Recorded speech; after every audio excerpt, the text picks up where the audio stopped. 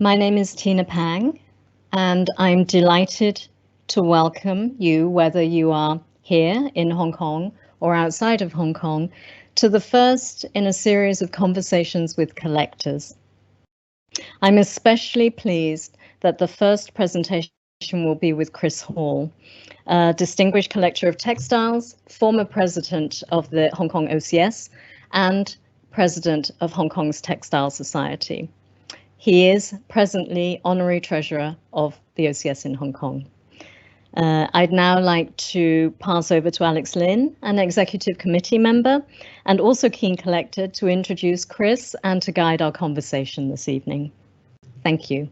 Over to Alex. Hello, everyone. Hi. Thanks everyone for participating in this event, and we are very fortunate today to have this opportunity to interview Chris at his beautiful home. And for those of you that knows Chris, and if you know him personally, you would come to no surprise that he's a person with great taste and has extremely good dressing taste. So basically, from that, it comes to no surprise that Chris is interested in textile. So those of you that knows him, this is a no-brainer basically. So I will pass the microphone to Chris. Thank you, Alex. Now, I want to take you back into a world that is very different from ours, the world of old Chinese textiles.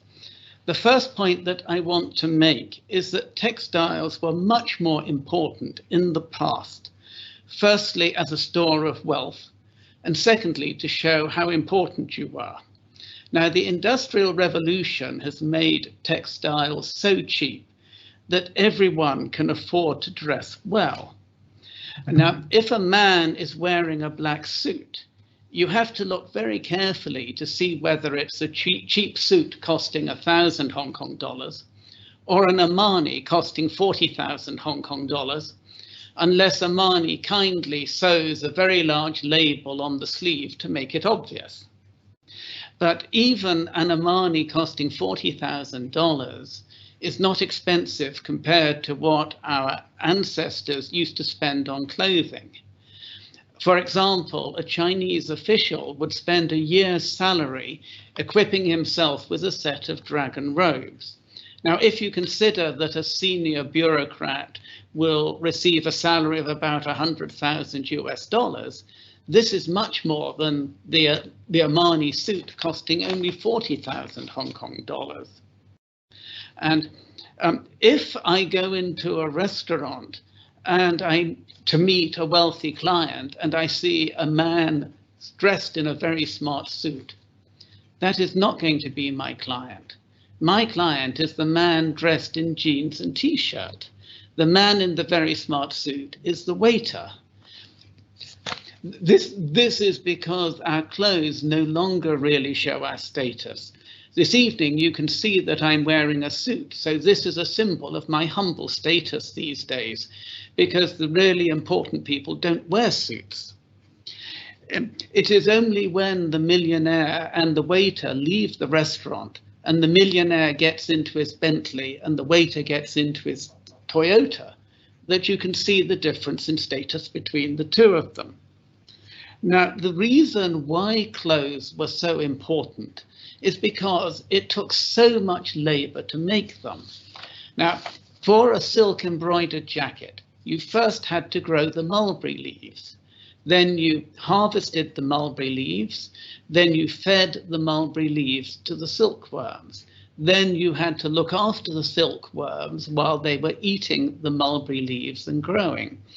Then you had to kill the silkworms before they broke their cocoon. And then you had to put the cocoons into hot water so as to remove the gum. Then you unwind the silk filament from the cocoon, and then you have to combine several filaments into a silk thread, which usually consists of about 10 individual silk filaments. After all this work, all you had is the silk thread, and there's still a huge amount to do. You then dye the silk thread, but making the dye is itself a very complicated process. Once you then have the dyed silk thread, you can then weave it into fabric. Then you pass the fabric to the tailor, who then cuts out the jacket. And then finally, you then give it to the embroiderer, who then uses many different silk threads to embroider a beautiful design.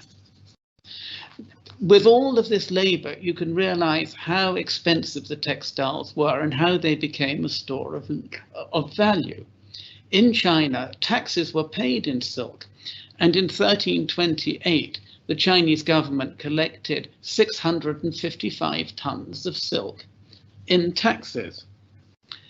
In the Roman Empire, an ounce of Chinese silk cost an ounce of gold, and this mighty empire was nearly bankrupted by the cost of importing Chinese silk.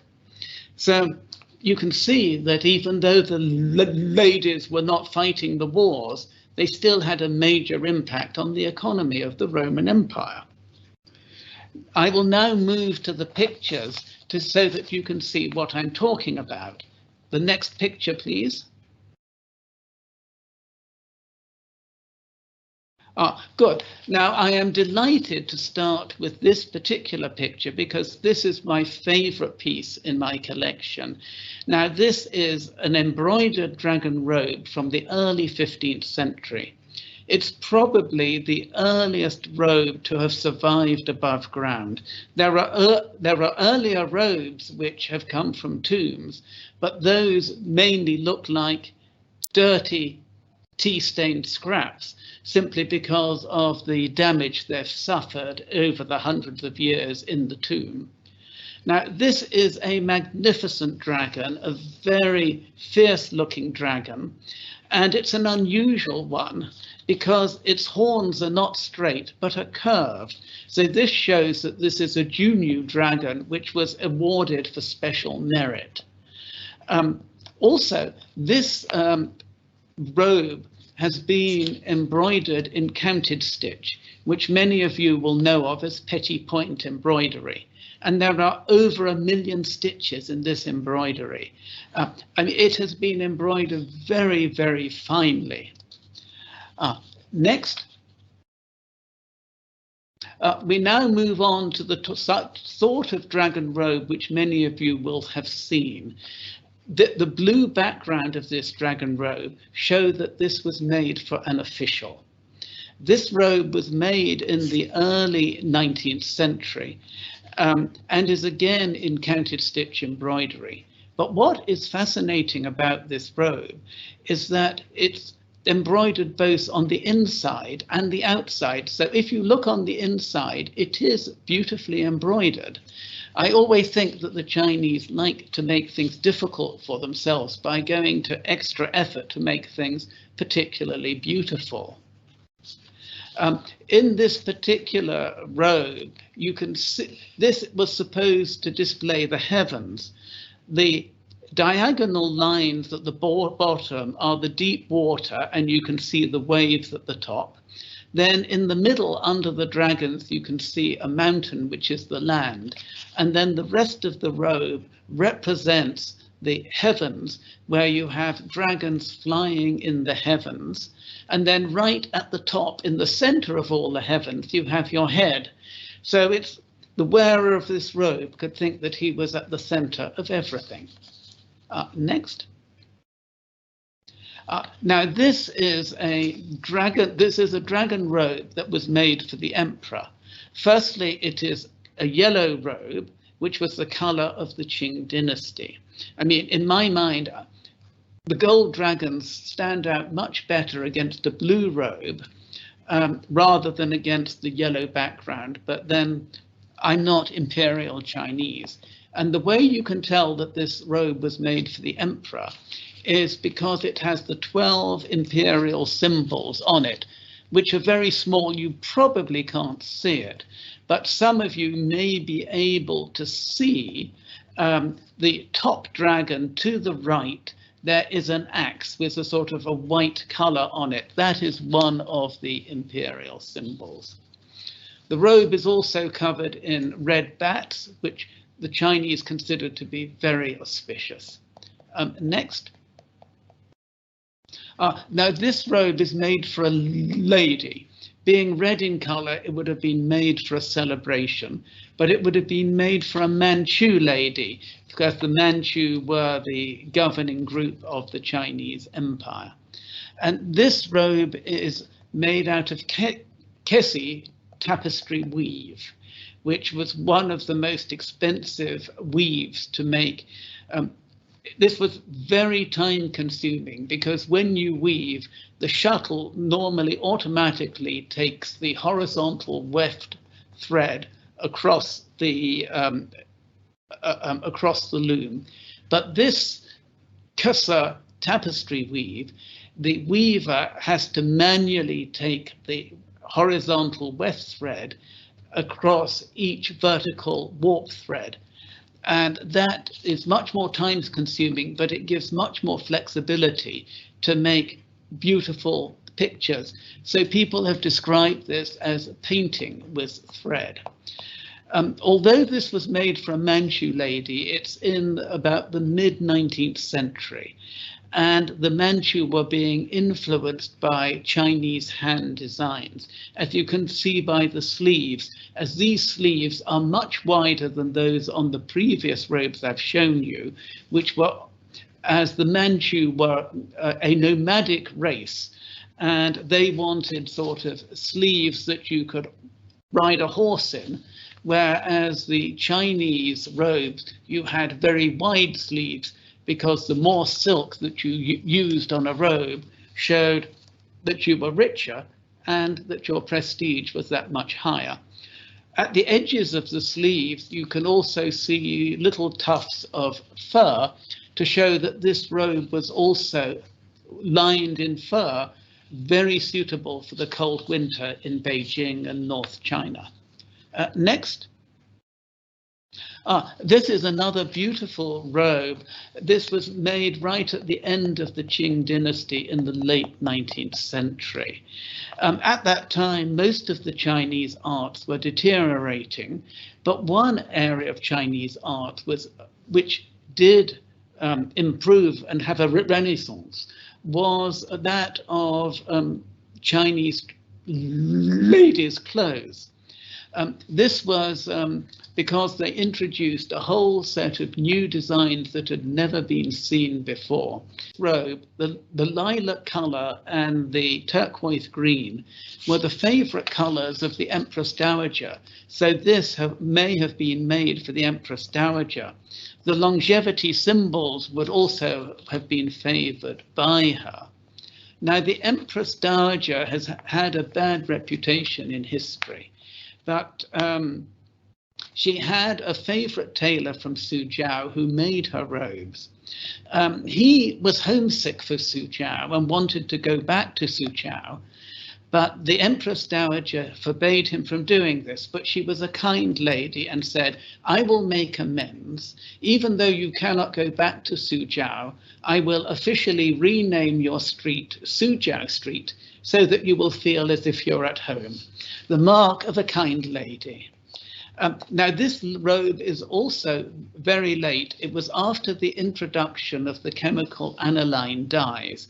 And for the first time, they could have a beautiful purple dye invented, that had been invented. So this robe is made out of these chemical dyes.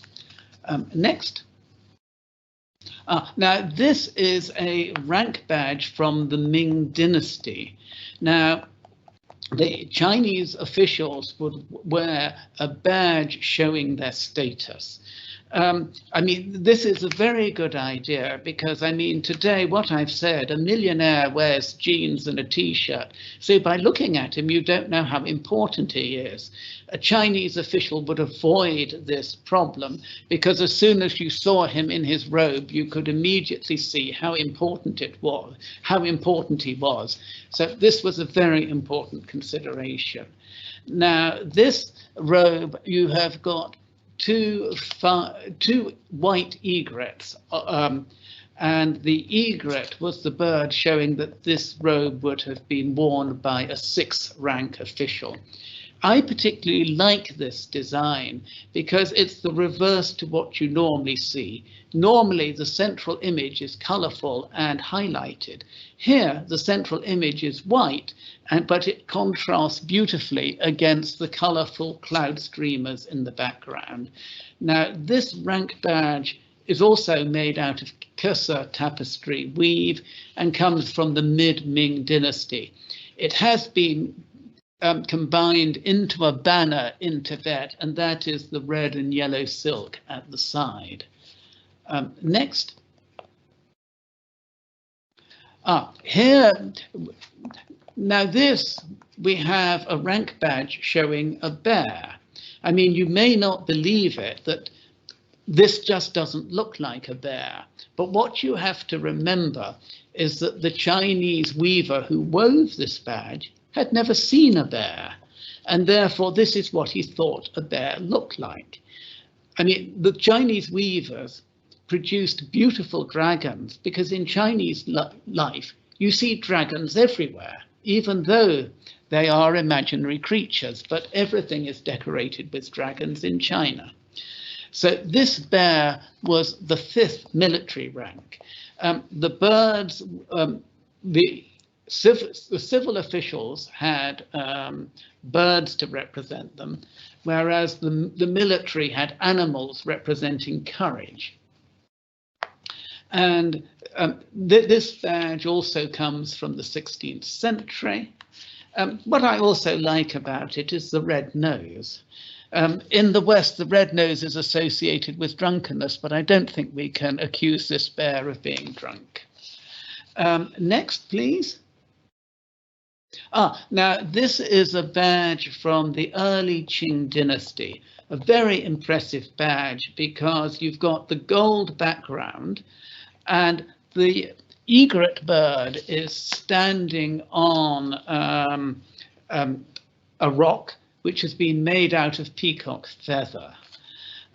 It has been suggested that the badges at the early Qing dynasty were made out of gold thread and peacock thread because at the beginning of the Qing dynasty, the Ming loyalists were still fighting in South China, and this was disrupting the silk producing. There is a theory that this type of badge was produced simply because it looks so impressive with the bright glittering gold in the background and the peacock feather thread. I mean, this white bird is another egret, and you can see the typical cloud design of the Kangxi period. Also, as you come into the Qing dynasty, the badges started to get smaller. Next.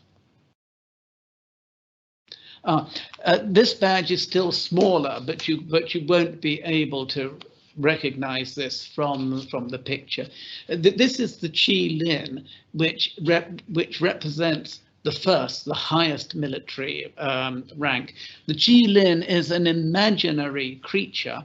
It has a dragon's head. It has scales on its body, a bushy lion's tail, and it has the hooves of a horse. This is probably from the Yongzhen or early Qianlong period. And a difference between the Qing badges and the Ming badges is that the Qing badges introduced the red sun disk in the top left-hand corner, whereas the Ming badges didn't have this sun disk. The Qi Lin is unusual from the other ranks because at this time the Qi Lin does not look at the sun disk, whereas all the other birds and animals do look at the sun disk. This was just a stylistic quirk. Next, please. We now go back in time. Now, this robe comes from the 4th century, and the purple body of the robe is a damask silk, and the border is woven with a design. Here, I mean, the amazing thing about this is that the sleeves are so long, they normally stretch all the way down to the bottom.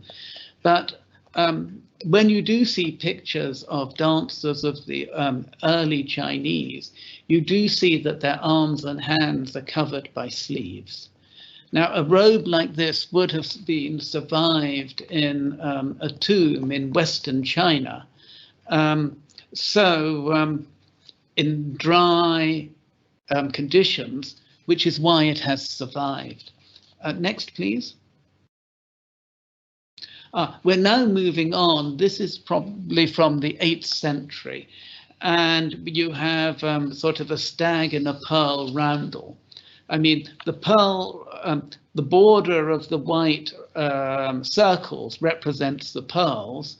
And this is a standard design of the period.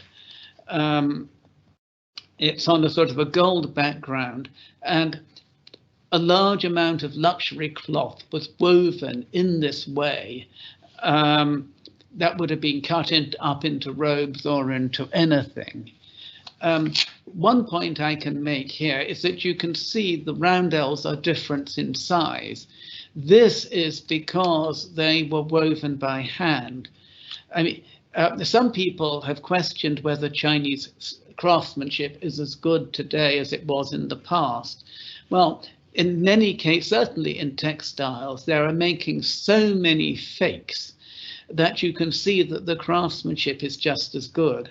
In fact, the fakes are better because if you see the fakes of these pearl roundels, each roundel is exactly the same size because of modern technology.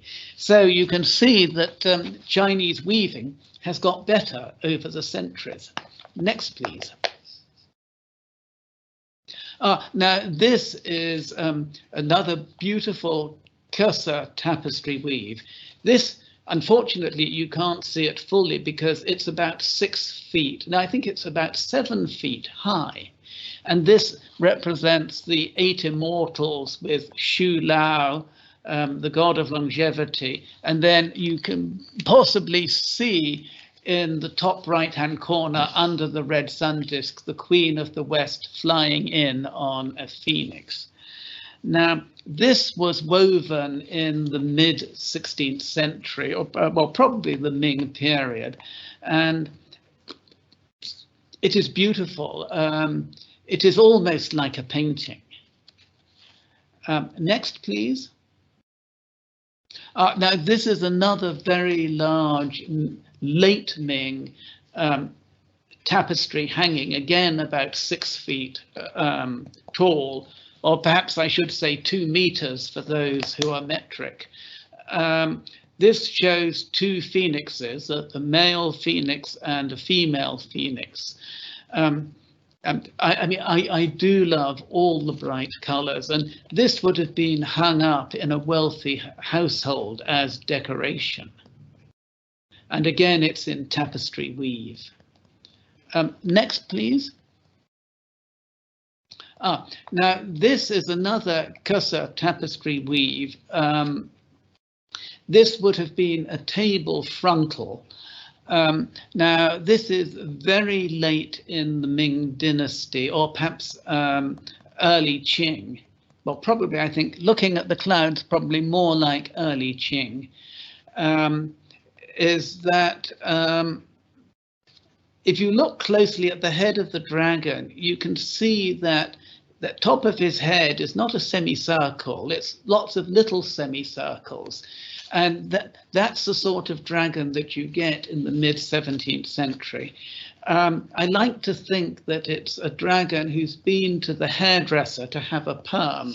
I possibly am showing my age here because I guess that many of the young ladies no longer bother to have a perm, but I do remember the magnificent curls that my aunt used to have after she'd been to the hairdresser. Next, please. Now, this is also Cursa tapestry weave, and this is another area of Chinese textiles where they made textiles which were intended to be similar to paintings. So this is, you get many paintings of sort of birds and flowers. This was intended to be similar. I mean, especially as it took much longer to weave something like this than it did to paint a bird and flower painting. Now, this is incredibly finely woven, very, very finely woven. And with the yellow background, since it was so finely woven, with the yellow background, the imperial color, this may have been an imperial gift. Next, please. Now this is a close-up so that you can see more close. You can see the plum blossom more closely. And you can see there is a lot of background. One would question why it's so finely woven when you have so much background. Next, please. Now this is embroidered, and you have the 8 horses for good luck. Now, most of the weavers and embroiderers, we just do not know who they were because their names have not come down to us. But there was a family of embroiderers at the end of the Ming dynasty called the Gu family. Sort of the husband was an official, but the wife and daughters did very fine embroidery. I said earlier that a silk thread has about 10 filaments in it. Some of their embroidery was done with just a single filament, so the details were very, very fine. And this was a special type of very fine embroidery that the Gu family developed. Now, this particular scroll was not embroidered by the actual members of the Gu family, but it was made by their Gu studio, as it has the stamp of the Gu studio on it. But even the stamp is embroidered. And in fact, I mean, Gu embroidery was so respected that the studio continued to make these pieces into the 19th century. And in fact, in the 21st century, there is an embroidery company in China that is producing beautiful embroidered pictures, but they have taken on this name and they call themselves the Gu Embroidery Company. So you can see how important the Gu name has been in Chinese embroidery. Next, please. Now this is a close-up, and you can see the scholar looking at the horses. And what I should mention is that this is the reverse of what you would expect. The background is painted and the detail is embroidered. Next, please. Now this is another embroidered picture of Shu Lao, the god of longevity, and he has a deer by him, another symbol of longevity. Now this is Ching, and the background is all gold thread, which makes this sort of very glittery. When I talk about gold thread, now gold thread is sort of silk thread with a gold wrapped around it. What they do is they take a very small piece of gold, I think, put it between, say, some leather binders, and then beat it with a hammer or suitable instrument in order to make the gold very, very fine. And then they would then wrap this around the silk thread. And when I spoke previously about peacock feather thread, I should have said this again is the filaments from the peacock feathers, which are wrapped around silk thread to create a dazzling impression. Next, please. This is again a close-up of the, so you can see Shu Lao with the deer. Next, please. Now this is another very fine embroidery. with a lohan on a lion. This is from the Qianlong period, the 18th century. Again, the Chinese like to make things difficult for them. The embroidery is incredibly fine, but that was not sufficient. They then painted some shading on top of the embroidery. I've seen this in some other Qianlong pieces.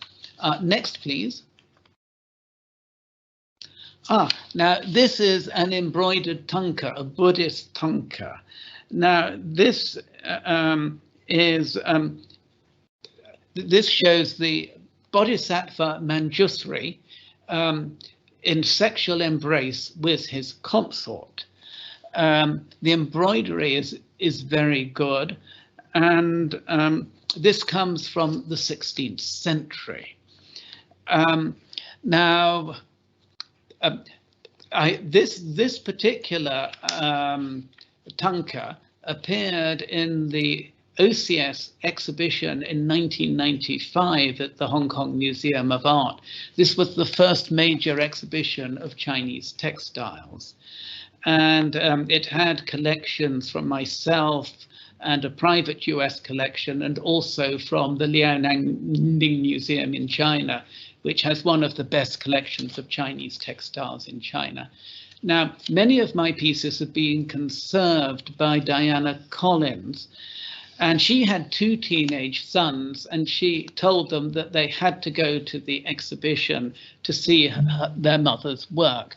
Now, these teenage lads were as enthusiastic about seeing textiles as most teenage lads.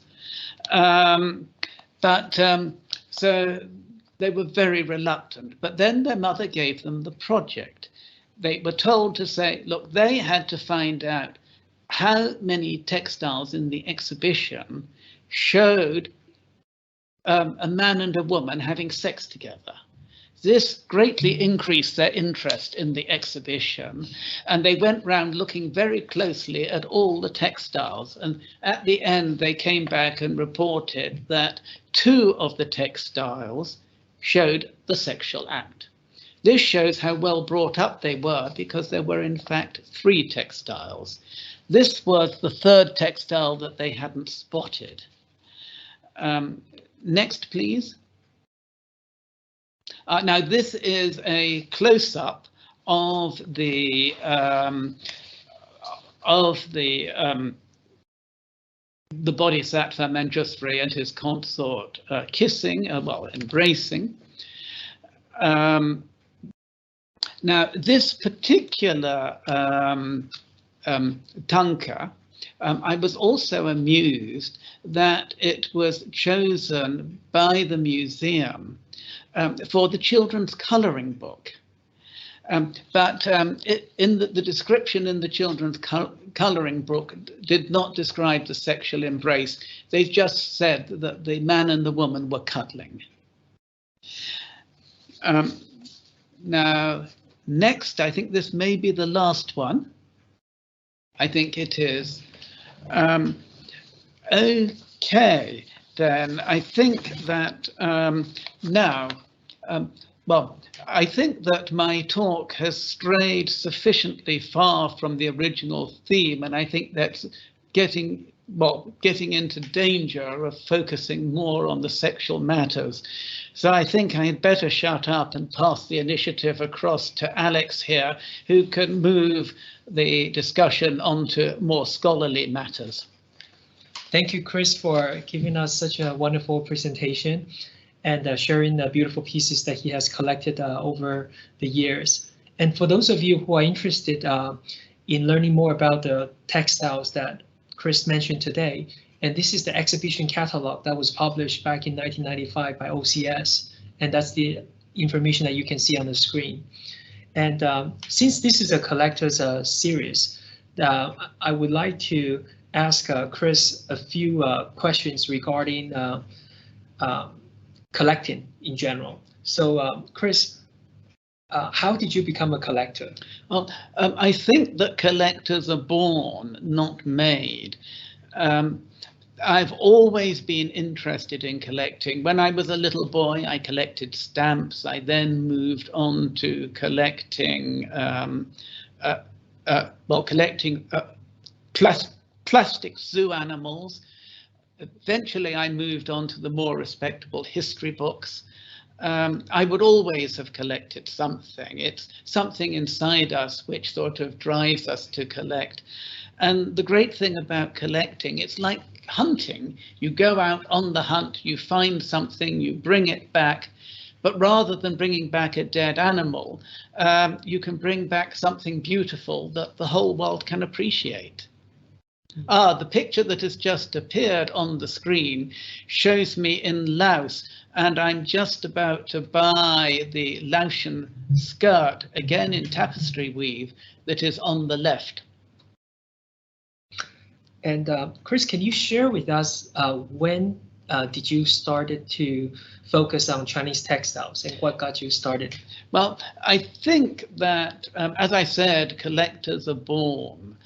And I've always been interested in clothing as well. I think I've inherited this from my parents because both my parents like to dress well. And when my mother bought a new dress and showed it to the two men in her family, they were both interested, which is very unusual. So I think it was natural for me to become interested in textiles, but how it started was I returned to Hong Kong to work in 1978, and I was walking through the old Mandarin Hotel, and I saw Sotheby's first viewing of Chinese textiles, and it was love at first sight. Now, I went to that first auction. I didn't buy anything, but that was partly because my salary then was 4,500 Hong Kong dollars a month, which didn't leave much for buying antiques. But once I had a few salary increases, I then started to collect more seriously. Can you share with us how do you actually choose which textiles to be part of your collection, because textiles is actually a relative specialized field. Okay. Well, I tell people that when I see a textile, it has to say "wa" to me. Now, for those of you who are not from Hong Kong, you may not understand what "wa" means. I think the best translation is "wow." In fact, some of my Cantonese listeners may not have understood "wa" because I speak every language with an impeccable English accent. Now, if I talk about a WA test, that doesn't sound very scholarly, and the OCS is supposed to be a scholarly society. So I ought to give you a few more details. Now, what I consider is that I consider the rarity, the beauty, the condition, and the age of a piece. And if it ticks all those points, then I buy it. But essentially, I normally know when I first see a piece whether I want to buy it or not. Not always, because I try to have an extensive collection. And I do have some Chinese funeral clothes, which are a sort of dull brown in color, very boring to look at. And I don't think anyone would get enthusiastic about them. But I like to have a comprehensive collection. Like, in your opinion, are textiles a good investment, like in collecting textiles? Now, I'm not an investment advisor like you, Alex. I'm just an accountant, and accountants are not normally good investment advisors. Now, in the past, I told people that textiles were not a good investment. As it turned out, my textile collection is probably the asset that has gone up most in value of all the things I have, more even than Hong Kong property. So that shows that I'm not a good investment advisor. I can't claim that it was investment genius simply because all Chinese antiques, well, most Chinese antiques have gone up phenomenally in price. And Chinese textiles are much cheaper than porcelain, but they've still become very expensive. I'm now having to pay 10 times what I paid 30, 40 years ago for items, which I find very painful. I wish that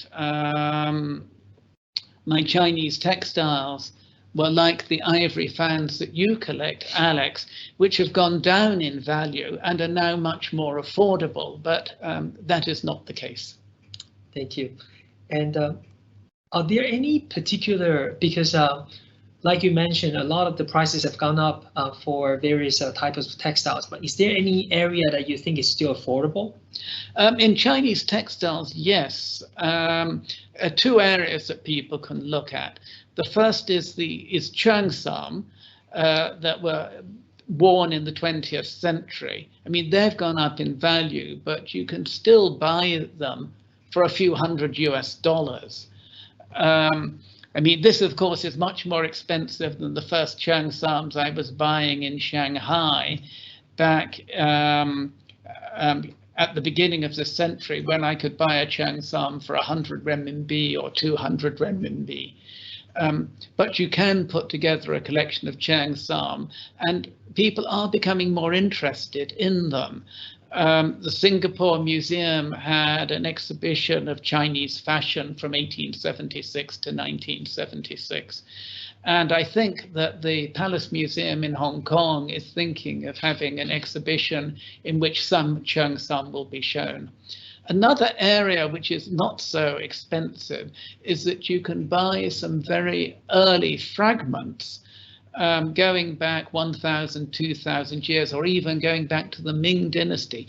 And since they're fragments, they're not expensive, but they make a very interesting study collection. Okay, and I guess many viewers might have questions like, because I'm a frequent guest to your beautiful home, and in terms of how do you actually store textiles?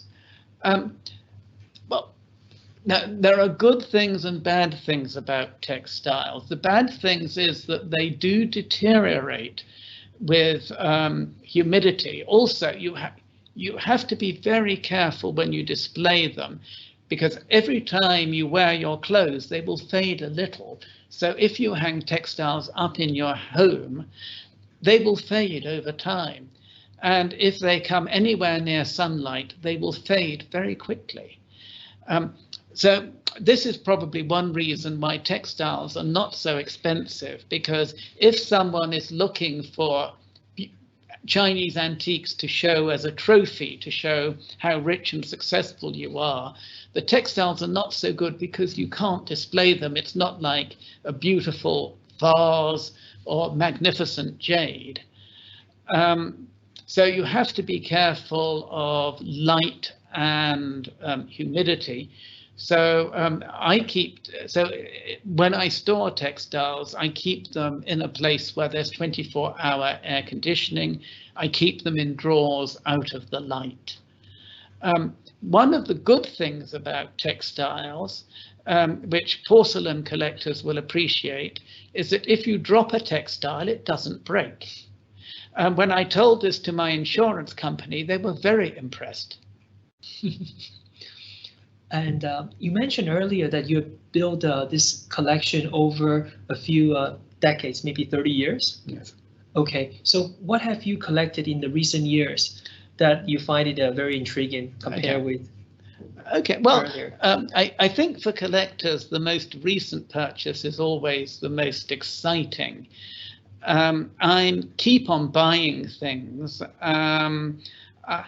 I'm always in debt. I'm at present trying to pay for an early 18th century embroidered Chinese banner flag that I bought recently at the Christie's New York, well, the recent Christie's New York sale. I mean, the great thing about being in debt is that the more people that you owe money to, the more people who are genuinely concerned about your health. For my collection, the philosophy of my collection is that I'm trying to have good examples of absolutely everything.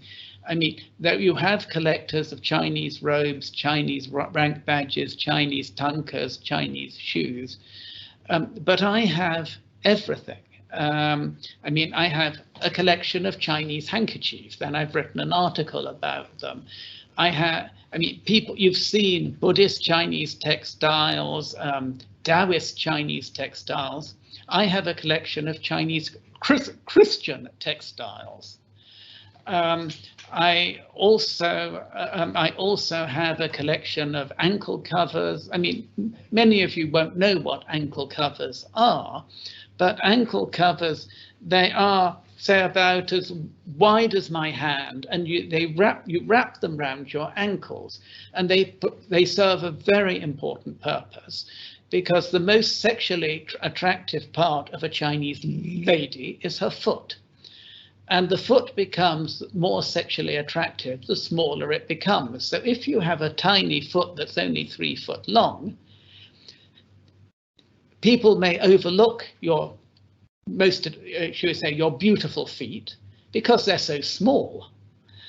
So what you need to do is to have a beautiful embroidered ankle cover wrapped around your ankle, which will attract the attention, and then the men around you can then look at the ankle cover, and they will then see your tiny foot. I also wrote an article on ankle covers, and I had to show how important they were, because when a lady goes into bed with her lover, she's not completely naked. She is still wearing her shoes and ankle covers. And in order to illustrate this, I ended up buying an album of erotic pictures showing the lady in the bed wearing her ankle covers and the shoes. And I sort of sent this picture off to the magazine that was publishing the article. And I'm pleased to say that they published the erotic picture as well. So I hope that increased the, increased the sales. Okay, thank you so much. And one of the reasons Chris and I became very, very good friends is that we both share a common interest in Chinese Expo art. So maybe Chris, you can share with us, besides Chinese textiles, what else do you collect? And what... Okay, I do have Chinese export art. The largest pieces are the bedspread. So I have at least one from the Ming period. Ones that I do have, one that amuses me is that you often see the tree of life on Indian chintzes. This embroidered bedspread is the Chinese version of the tree of life. It's a bamboo tree, being very Chinese. And then I have another bedspread with European cherubs in all the corners, but that was presumably made for the Portuguese market. And I have a very big one with 268 figures on it.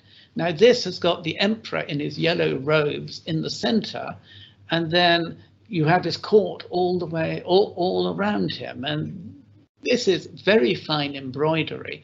I hope the house that had the bedspread appreciated it. I mean, something that you may have seen in Hong Kong is the Maritime Museum had an exhibition of pieces connected with America, and they borrowed from me a parasol with an ivory handle, which immediately makes it politically incorrect. But the parasol top was a silk top, beautifully embroidered in many colors of many birds. And it was not only embroidered on the outside, it was embroidered on the inside. And it was, all the colors were very bright. So the lady can't have used it much, because if she had, those colors would have faded very quickly.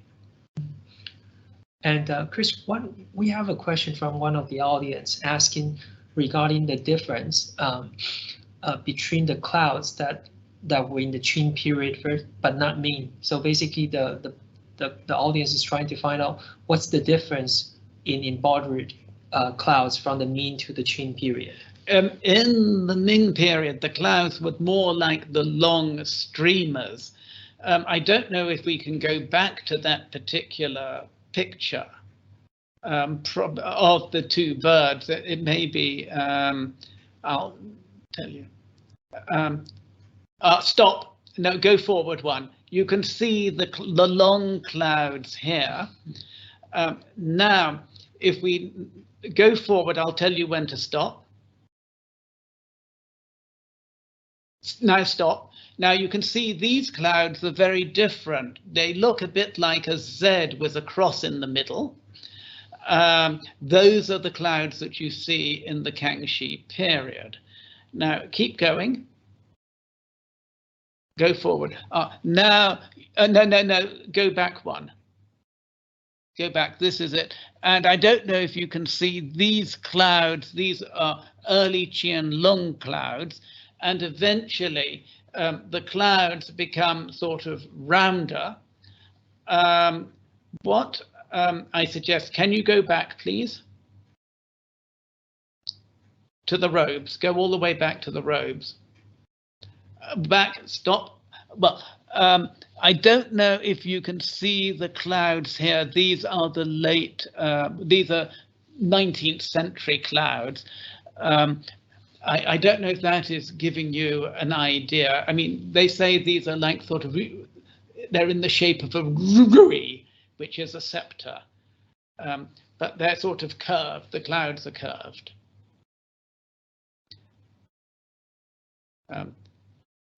It's I could show it much more easily if I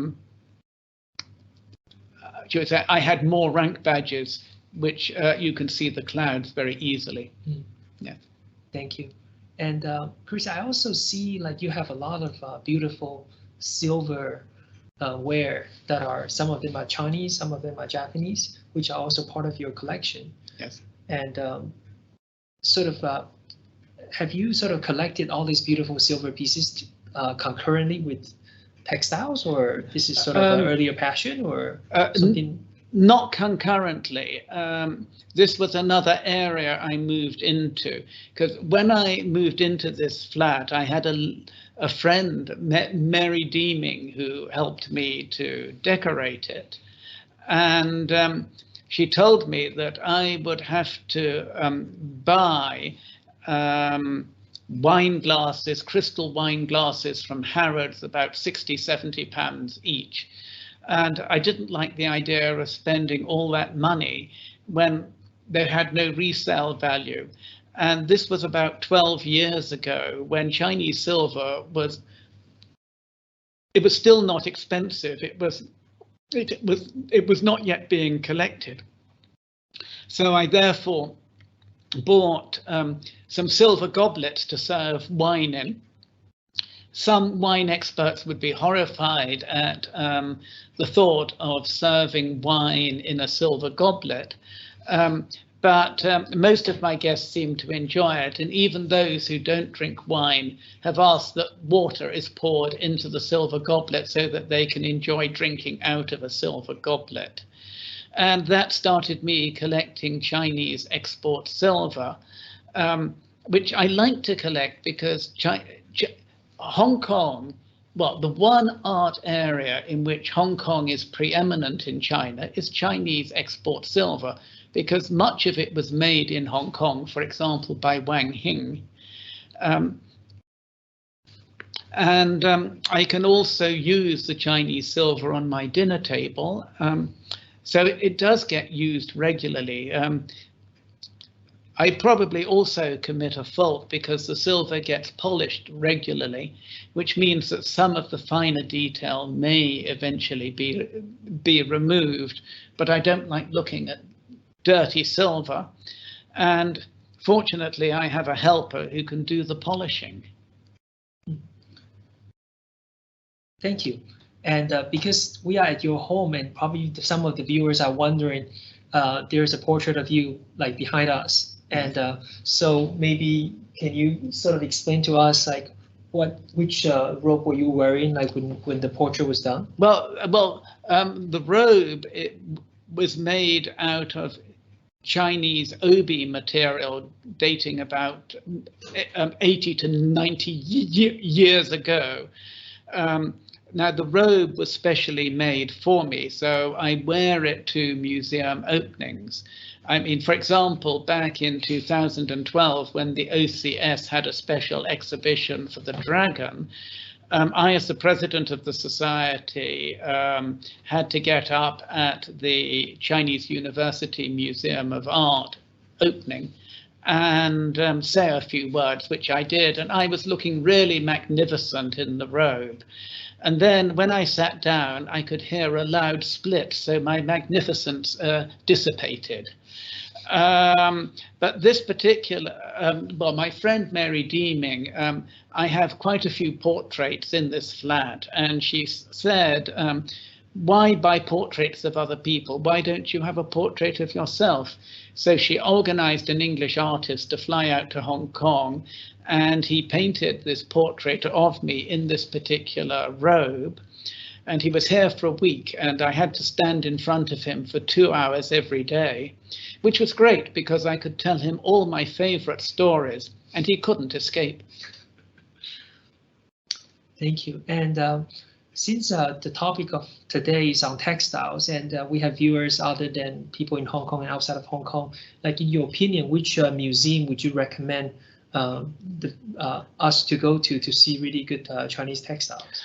It's very difficult because, as I said, textiles will fade if they are displayed. So not many textiles get displayed. Museums have collections. Hark the sound of 8 is sounding. For viewers who do not know what that is, that's my grandfather clock sounding 8 o'clock. Now, as I was saying, one place that you will see very good textiles is the museum in Urumqi, because you'll see all these mummies with their original robes on them, dating back 2,000 years or more. The Metropolitan Museum has very good Chinese textiles, but most of them are in storage. Occasionally they bring some out. Royal Ontario Museum has very good robes. Again, most of them, I mean, I made one visit to the Royal Ontario Museum. I had a dreadful cold, but I dragged myself out of bed just to go and see, and they only had one robe on display. The Victoria and Albert Museum has some normally has some Chinese textiles on display, because their display of Chinese art concentrates on the arts that are particularly associated with China. So silk was a Chinese discovery, and the other items that they have are jade and lacquer, which and also porcelain, which are all very closely connected with Chinese culture. Yeah, so if you go to the Singapore Museum, some of my collection is on display, but only about 5 to 10 pieces. What I should tell you, where you will see a lot of pieces, in fact, what we're showing now is the pictures of the Hangzhou Silk Museum, where if you go there, you will always see lots of Chinese silk. And here is a tour of the Oriental Ceramic Society that I was taking them round, a special exhibition of early robes. I think the one that is on display is possibly a Yuan dynasty robe. Again, this has come out of a tomb, and I was telling you with the first picture that that's a dragon robe right from the earliest that has survived above ground. This is a robe that has been in a tomb, and you can see this is the color that most tomb robes look like. They've lost most of their color. They don't look so splendid. Okay. Thanks again for sharing with us such a wonderful collection and your knowledge. Tina, would you like to say a few words? Thank you. I'm so happy to have that we've been able to organize this conversation. Thank you, Alex and Chris, for really very enlightening discussion. Textiles are really such a specialized area. I think many of our viewers this evening will really have benefited from your experience, your decades long of experience. And I should add my personal thanks to you for your huge generosity in sharing your collection with members over the years. There is, there's a very last question, but I think as we're at time, it's we'll take that offline. And for those of you who are in Hong Kong, I'm very pleased to announce that this weekend will be the Sotheby's auction, autumn auction previews. So for those of you who've registered, unfortunately, it's now at capacity, but I do encourage you to take the opportunity to visit the preview. It's always a chance to see lots, to handle lots, and to support our colleagues working in the auction industry.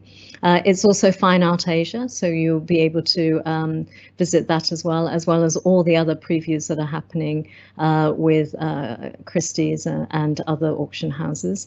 I'd also like to take the opportunity to promote a book talk that we'll be having with Dr. Frank Feltens from the Smithsonian Institution, who will be speaking to us on his new publication, concentrating on art in early modern Japan. And finally, to welcome you all to join our AGM lecture this year, which will be on the 9th of November at the Hong Kong Club. And we're very, very excited to welcome Dr. Daisy Wong, my colleague, and the Deputy Director of the Hong Kong Palace Museum, who will be talking to us about the opening of the museum in July 2022. So thank you all for joining us this evening, and I look forward to welcoming you to many of our future events. Thank you. Good night.